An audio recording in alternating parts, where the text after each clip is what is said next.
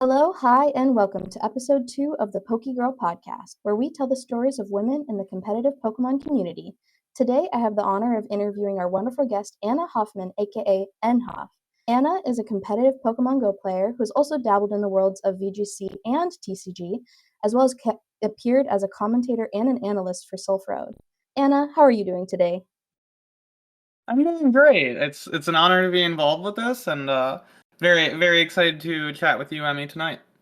Yeah, I'm so glad for you to hop on. Really excited to get to know you better. So, yeah, if our listeners haven't heard your name before, can you just go ahead and introduce yourself? Yeah. Most known in exactly as mentioned the Pokemon Go circuit. One of the kind of foremost competitors or female competitors in that scene, as well as an admin for Girls at PvP, which, if you're a TCG or VG player, equivalent to or similar to Girl Power TCG or the Hatterini series in VGC. Just a community focused on highlighting and building up, gender equality in the Pokemon Go scene. But yeah, I've been very successful in as a competitor throughout the Go circuit. I've been blessed by opportunities on the grassroots side of things.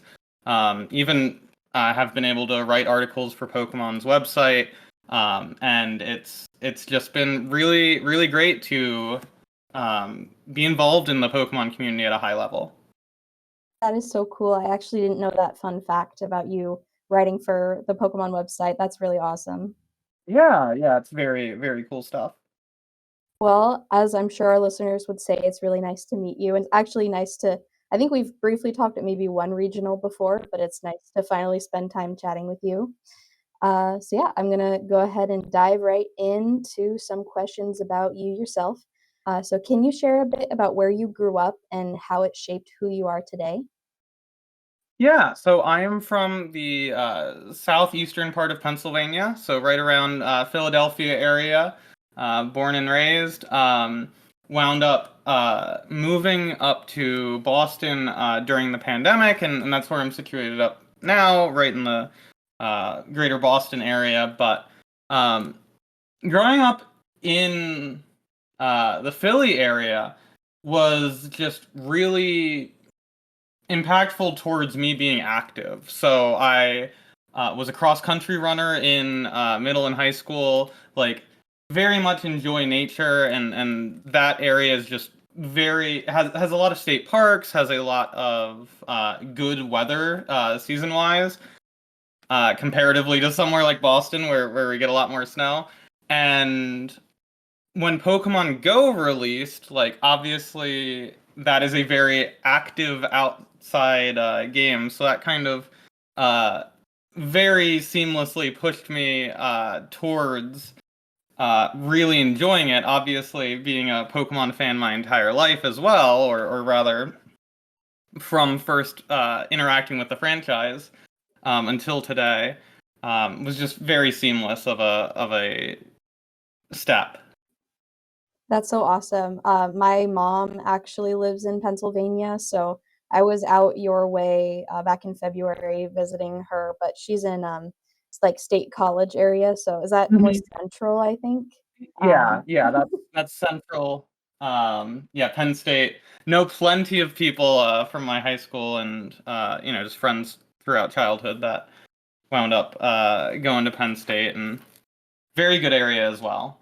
yeah, no, that's awesome. Yeah, it's really cool to hear that. So we heard a little bit about you starting to play Pokemon Go in general, but what inspired you to pursue the competitive side of Pokemon Go? Yeah, so like I said, picked up the game in 2016 when it launched. I was a day one player. But like a lot of people with Pokemon Go, I played it for a while and then it was kind of stagnant, especially early on. We got like all of Kanto kind of released at once, save for the legendaries and such. Then we got all of Johto. And then it kind of tapered off in terms of excitement. We didn't have events all the time like we have now. There wasn't a competitive side like we had now.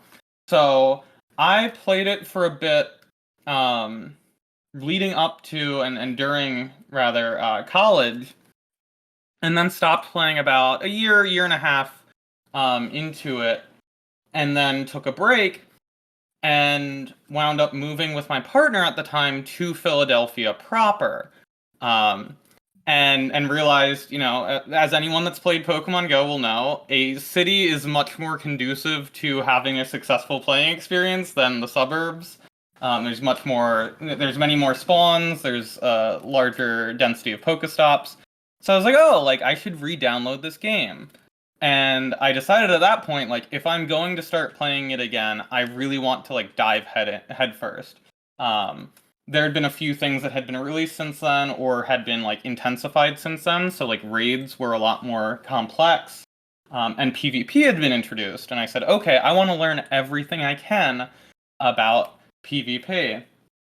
And it was all grassroots at the time. This was at either late 2018 or early 2019 that I kind of stepped back into things. And the scene was entirely grassroots. It was all collaborated online, through like local discords that then people would meet in person to compete. And the first tournament I went to, I got to meet one of the most like forefront players at the time, that happened to be local to Philly as well, and just was a great experience, a great way to like share love of the game, and compete. And it's just been since then kind of all in. I've always really kept up at a high level, and kept pushing myself to learn. That's really cool to hear. Um, you were talking a lot about grassroots and the beginnings of competitive Pokemon Go. Was there anyone that you kind of looked up to, or who was your biggest influence when you first started on that journey? Yeah, so as I mentioned, a local player to myself, username is House Stark 93. Name is Alex. And he is the 2023 season Baltimore champion. So regional champion, very successful player in the play Pokemon circuit, in addition to having a lot of success in the grassroots side of things. And he is still Philly area like based. He was incredibly helpful to me as like someone learning, very welcoming, but also great to just have a really talented player just really close by that you would compete with at tournaments. I still remember, the first time that I paired into him and beat him in a tournament, and it's obviously like people throughout competitive games can kind of remember like that first time that you beat someone that you think is really good in your specific pillar, and how great that felt. And that was just great to have as an experience, but then also as a resource, having Stark like around to bounce ideas off of, to practice against, was invaluable. No, that makes a lot of sense. Yeah, I totally know what you mean. Like when you pair against that one player who's local to you that you kind of go, uh-oh, but it also pushes you to be a more competitive player and to be a better player. So no, that's really, really cool that you had that connection early on. Um, so who or what has been your biggest source of support in your journey so far? Yeah, so I cannot shout out enough the other admins of Girls at PvP.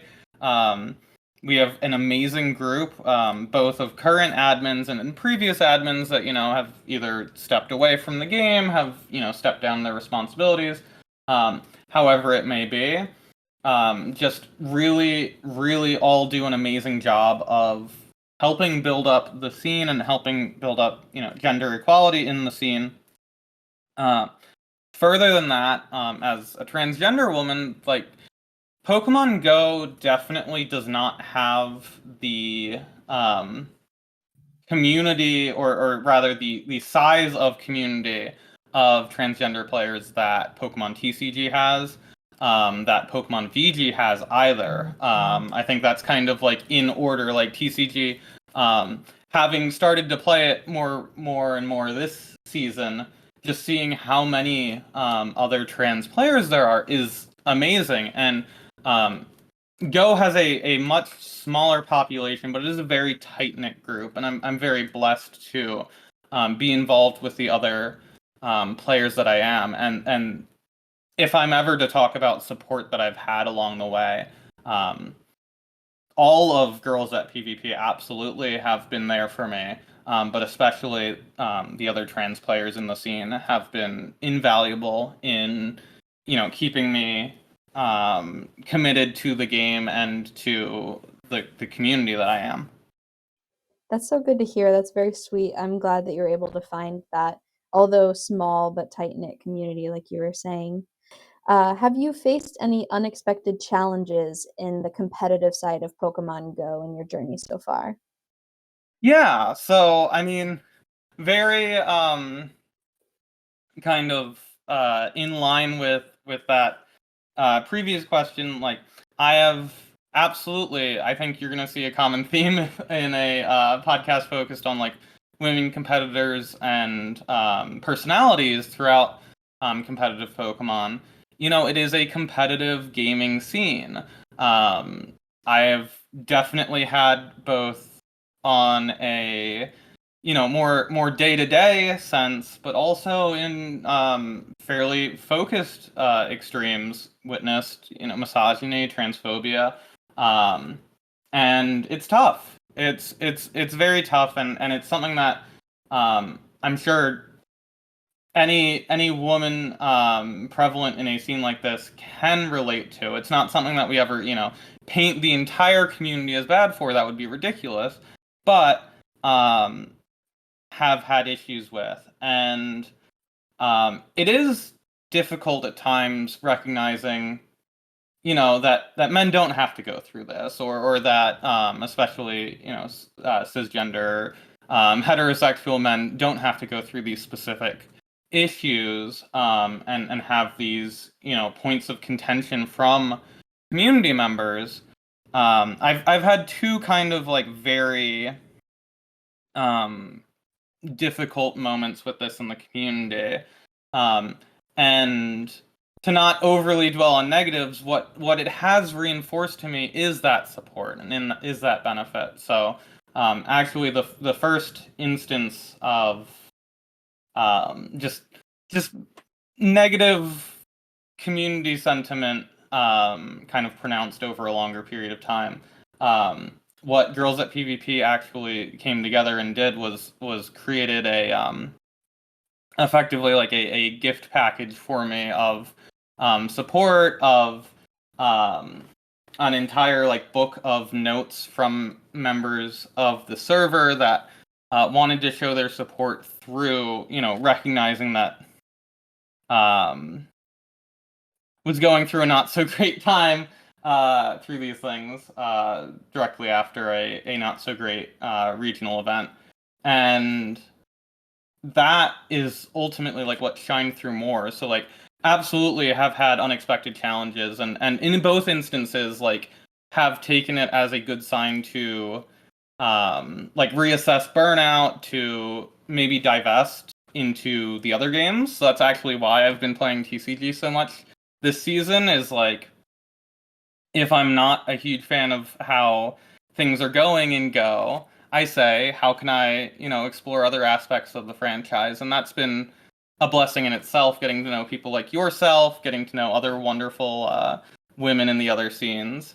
Um, but yeah, no, absolutely have had the expected not so great parts of being in a competitive gaming scene, and it's unfortunate, but it's nice to be able to be there for the next person as well. Definitely. That is so sweet that they put together that book. I like actually started tearing up a little bit because that's just so important and exactly what you just said. If you're listening to this, take it as a sign to pass a little bit of kindness off to someone in your life. Maybe reach out to that person who you really look up to on social media, or, say hi at the next tournament that you see your local person. Just spread that kindness when you can. So, were there any pivotal moments in your life that have led you to where you are now? Yeah, absolutely. So, um, again, as I've kind of talked to, like, my journey with this game has largely been tied to, like, where I'm at physically, like where I'm living, and seeing kind of the result of life events in um like hobbies and what we do for our um like what we aim for, what we aspire for in life, has been really interesting and kind of telling. So pivotal moments in my life, like actually what I would say most has launched me into competitive Pokemon Go and like into success with it, was actually a pretty massive breakup. I Oh, yeah. Yeah, so like the same partner that like we wound up moving to Philly, got me back into the game, and then I moved up to Boston. Um, we broke up after about 6 years together in early 2021, and as many people do after a big life event like that, um, kind of look at what you enjoy in life, what things said person might have been holding you back from, or um, what you can devote time, energy, and effort into. And I really, really had this found community, as a lot of people did at that point in time. After experiencing the global pandemic, and still being within the confines of a global pandemic in early 2021, um, had this online community that was really strong and was bonding over this shared interest.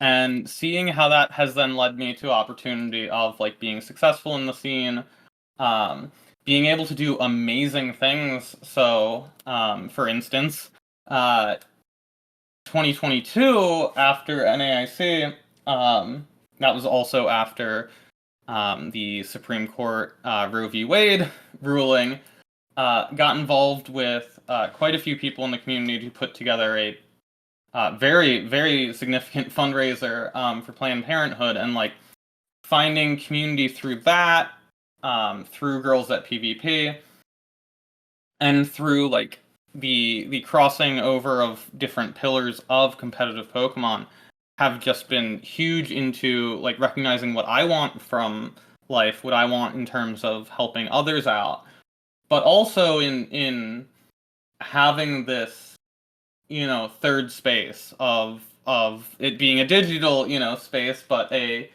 place of um, belonging that is outside of my physical location, and that's been remarkable. That's really interesting. And it's also interesting going back to what you were saying about the suburbs versus living in a city. Like, I think a lot of TCG players would feel that as well with local scenes and how much that's affected versus, like, I don't know as much about the VGC side of things, but literally your game is different where you are like where you live for Pokemon Go versus like I can still go shuffle up Gardevoir at locals no matter, where I am. So that's really interesting to think about. Yeah, and that's been a very interesting thing, again, as like picking up TCG more and more, of like having that again additional community of my locals that exists for Go, but is not nearly to the same degree, just because it's a smaller game. I think anyone can recognize that, of being able to go to my locals on Thursday, sleeve up, Gardevoir, Charizard, or Dragapult, or whatever I'm playing that week, and seeing the same 8 to 10 people, and effectively having, regardless of the depth of it, a friendship that is consistent. No, that makes a lot of sense. On that note, I am throwing at you our segment called Perplexing Pokédex, where I read a Pokédex entry and you get 3 hints. You can ask, is it an evolution Pokemon? What type of Pokemon is it? And then freestyle, where I get to pick the hint to give you. So are you ready? Yeah. All right. It can spend all day in water, since it can inhale and store a large volume of air? Okay. I can read it again if you need. It can spend all day in water because it can inhale a large amount of air. Inhale and store a large volume of air. Okay, so the hints are: is it an evolution, what type, and then freestyle? Correct. Well, I'm assuming that the typing is water, so I will take the freestyle. All right, this Pokemon is a Generation 2 Pokemon, so from Johto. Okay. Johto Pokemon that can store a lot of air and go underwater. So, thinking about this, water types, we have, like, Quillfish, it wouldn't make sense because Quillfish is a fish. We have, like, Politoed, which I could see, but, like, a frog presumably has gills, but I could see Politoed. And then we have, like, Kingdra, but Kingdra's a fish. I'm probably missing a lot. I'm definitely missing a lot. But, like, we have Chinchou and Lantern, like, there's fish that are very obviously fish. I think Politoed is, like, what's immediately coming to mind of a Gen 2 Pokemon that has kind of, like, that balloon, like, ballooning structure to it. Like, a frog, a frog stores a lot of air. It's got that big, like, throat, like, air bubble. Because, yeah, Gen 2 balloon, obviously, I'm thinking of Igglybuff, but Igglybuff's not going underwater. So yeah, I'm gonna say Politoed. That is a great guess. I will do the other two hints for any of our listeners. So, is it an evolution Pokemon? Yes, it is a stage 2, so a final evolution. And then, what type of Pokemon is it? It is a water fairy type. I love this Pokemon. This is one of my favorites. What do you think it is? Well, I know what it is because there's only one water fairy Pokemon in Gen 2, and that's Azumarill. It is a Azumarill. I do think that Politoed was a really good guess, though. I didn't even think about that being a frog. Yeah, no, I mean Azumarill absolutely makes sense because yeah, it is the Aqua Rabbit Pokemon if I recall correctly for its category. Azumarill, an incredibly Pokemon Go focused Pokemon.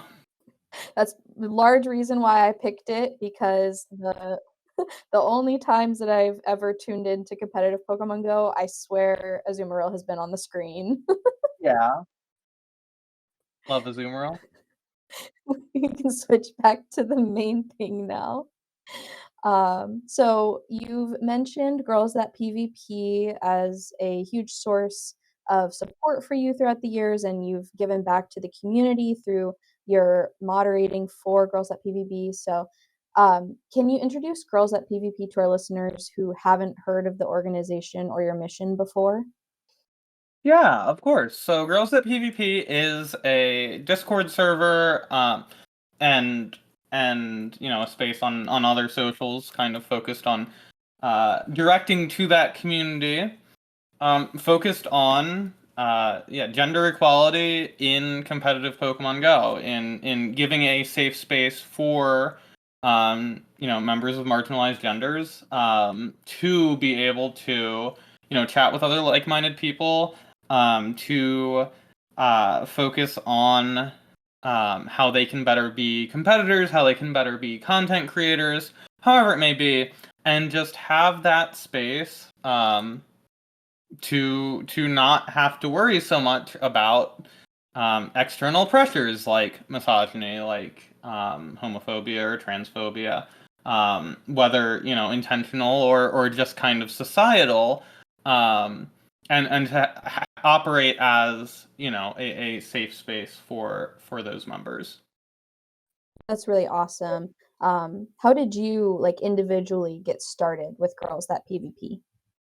Yeah, so one of my closest friends within the Pokemon Go community, uh, um, Nikki, who unfortunately no longer really plays the game as heavily, is not very involved in competitive, but is still someone I'm very close with, um, asked me if I wanted an invite to the server. It was pretty young at the time because, as Go tends to be, a bit younger of a scene, so I was just getting involved with competitive. I met her online, and we were just very close friends. And she said, like, this is where I do a lot of talking about the game, about competitive. And I've met some amazing people in that scene. You know, any prominent female competitor within the Go scene is likely to, at the very least, have heard or had some involvement with girls at PvP. And just obviously then being appointed as an admin for the server, getting to be more and more involved with leadership in there, it's been a blessing. But yeah, all of it started with one close friend who said this would be a great place to chat. That's awesome. If someone listening is like, oh my gosh, I want to get involved with girls at PvP, where would be the best place for them to find the organization or like how to join the Discord server? Yeah, so if anyone's on Discord, they can always shoot a message to me. I'm at nhoff on Discord. Or Girls at PvP does have a Blue Sky account, does have a Twitter account. We don't tend to moderate the Twitter account as much at this point. But if either receives a message, as soon as someone is able to check it, um, we'll start to communicate with whoever's reaching out. And then if they have any local players or other members of the Go community that they're close with, especially like women in the community, can always reach out through them if that person's a member, which we have comparatively to the Go scene. I think a very large portion of women competitors are at least aware of how to get into the server. But yeah, official methods, feel free to reach out to me, or feel free to reach out to either socials account, and we will get you situated. Awesome. That's super great to know. Thank you for letting us know more about girls at PvP, but we are going to go back to you as an individual. So, what's one piece of advice you'd give to someone who wants to start playing competitive Pokemon Go? Yeah, I think the biggest piece of advice I would give is do not let your like social anxiety, I think, be a barrier.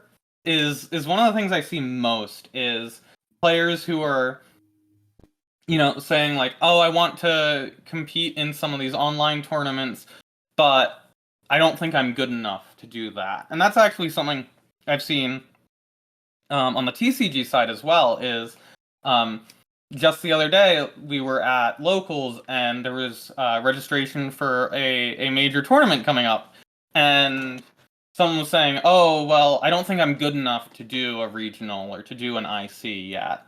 And it's the same kind of mindset of, obviously it's different when you have to schedule flights and accommodations and all, but especially for like online tournaments or just joining a Discord and talking to people, there's no barrier, and there shouldn't be. Like, people want to see others succeed. They want to be able to talk with like-minded people. So I think it's kind of truth throughout the pillars and throughout the games of, don't let you feel like you owe something before you can start being competitive. Don't feel like you're not good enough to make yourself better, because you're just gonna hold yourself back further than you could be if you just kind of take that first step.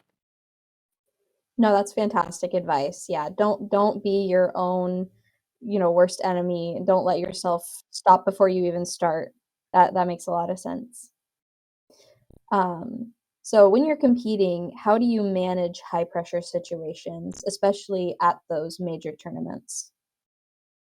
Yeah, this is one that is very interesting at this point, because I I talk to people who have not been on, streamed matches or have not competed at a regional yet, and it's so difficult to be like, just do it, because I've played in regional finals, I've played in like IC top eights, I've played in like World Day 2s, like there I'm at a point where it's so like second nature to me, and that's not really helpful to a question like this. Um, but what I can say is, if you can practice things like that, like you're never going to be able to practice the exact situation. But something that was really helpful for me the first few times I was streamed as a match for Pokemon Go was the fact that I do stream my own matches. And that doesn't have to be on Twitch, like I do it on Twitch, but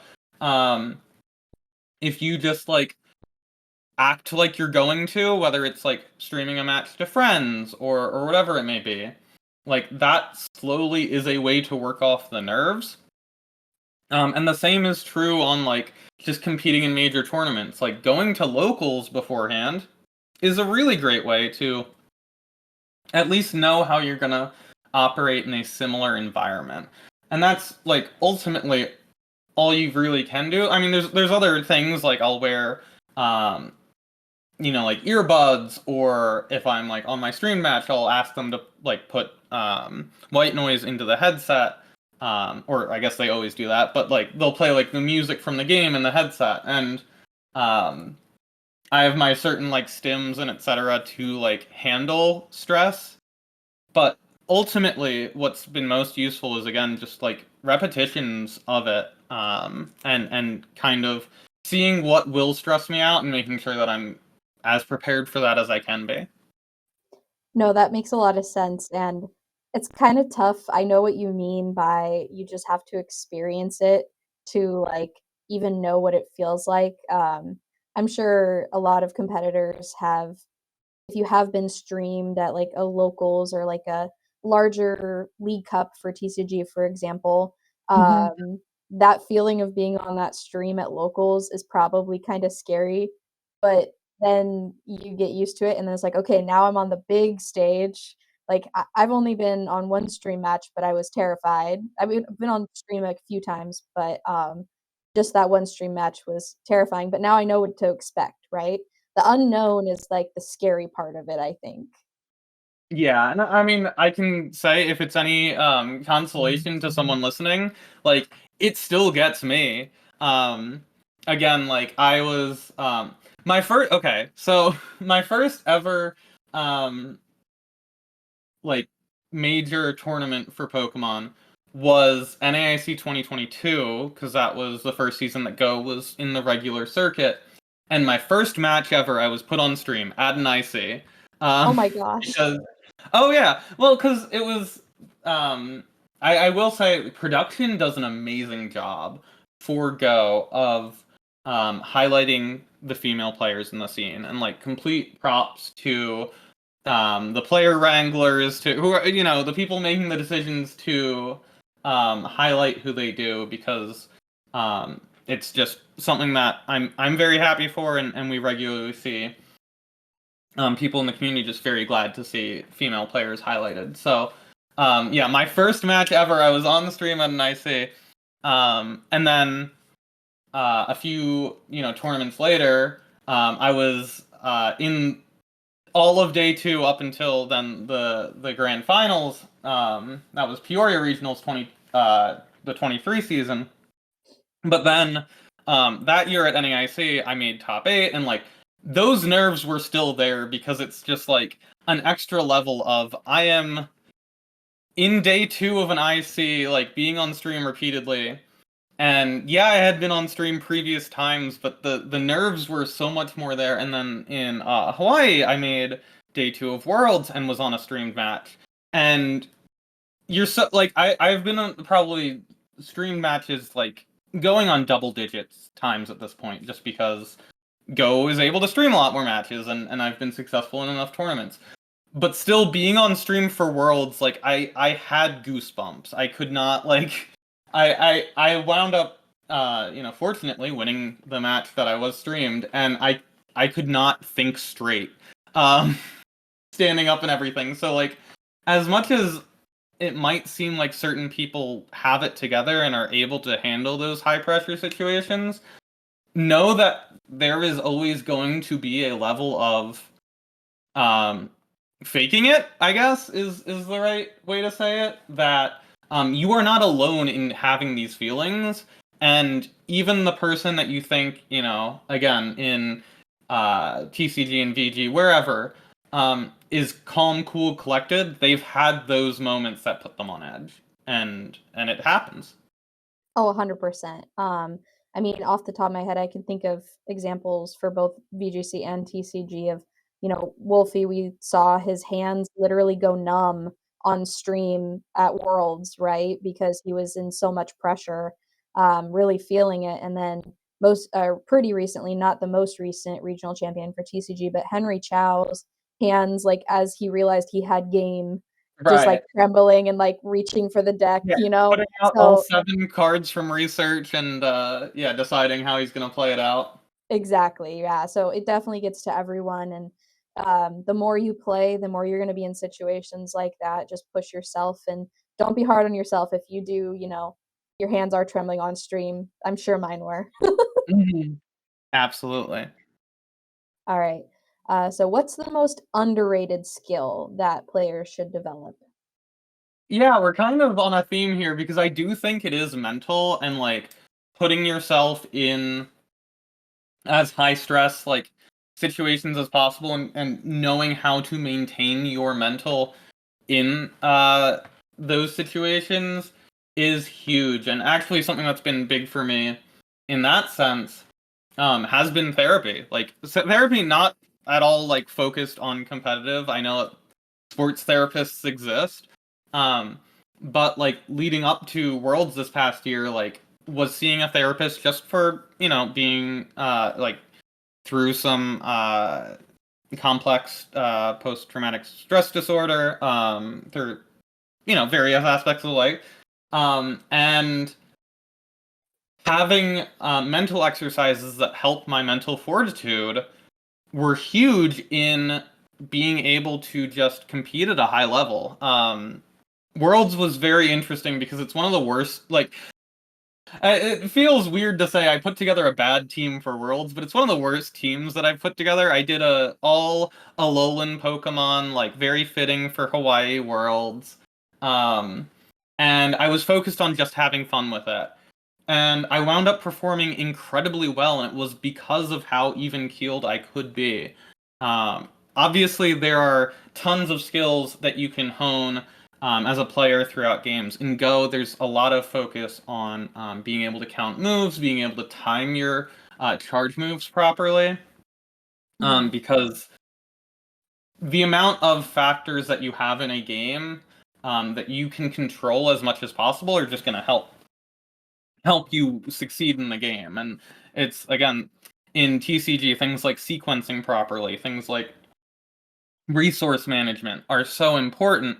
Um, but each of those skills are going to have a modifier on them based on your mental and based on how well you're able to maintain composure in these stressful situations. And I think keeping that as close as possible to tip-top shape is going to just magnify how much your improvement in these other skills are going to be maintained at that high level. No, that makes a lot of sense. And yeah, I'm definitely I'm also someone who is a I was gonna say a partaker of therapy. That doesn't sound right. I am also in therapy. Yeah, Anyways, a therapy enthusiast. therapy enthusiast. Yeah, highly recommend. So if someone feels stuck, what's the first step you think they should take? Yeah, I think that this, again, we're talking a lot of like mental, of like social pressure and of community, and I think again, kind of full force comes together in this of, if you have a community like Girls at PvP, like Girl Power, like Hatterini, whatever it may be, um, and you have a place to just kind of explain how and why you feel stuck, there's probably been someone else, or there's probably going to be someone else who is that experience, who has been through that specific, sticking point in, their growth competitively. If it's something with, personal life, there's going to be someone else who's been through that. The thing that's really nice about all of these communities and having so much variety is we have people of all ages, and we have people that have been through a lot of similar situations, especially in a focused group like Girls at PvP, like Girl Power, like Hatterini, where it is, fellow marginalized people in that competitive space. And you kind of hit two birds with one stone with it. You might get advice on whatever thing you're stuck on, but also you get the sense of camaraderie. You get someone that you can talk to further about the situation, about other situations as well. And having that sense of community is just really priceless in being able to grow. That's awesome. All right. If you could tell a younger version of yourself one thing related to your journey with Pokemon Go, what would you tell her? Yeah, so very, very in line, but also counterintuitive. So again, like focus on the community aspects, focus on like people that you get along with, but also divest a little bit. I am so blessed in these past couple years, like getting able to play the video game, getting able to play the trading card game, getting to meet more people through that, and being blessed by opportunities like this, and like opportunities to get to know really cool people in the TCG that are, local to me, or that are just like mutual friends of other people, and just better enjoying everything that Pokemon has to offer because of that. I was this season only able to attend a couple regionals because of finances and not wanting to necessarily fly as much recently. And those have both been made better because of people I've met throughout the entire franchise, in both Baltimore and Toronto. Actually competed in TCG at both, coincidentally. And just having the myriad of people has been amazing. And I am very glad that I've taken, the steps I have to get here, but would have loved to be able to have that entire template of people to know and to share interests with for the entirety of the time I've been, involved in the scene. That makes sense. That sounds like pretty good advice for your younger self.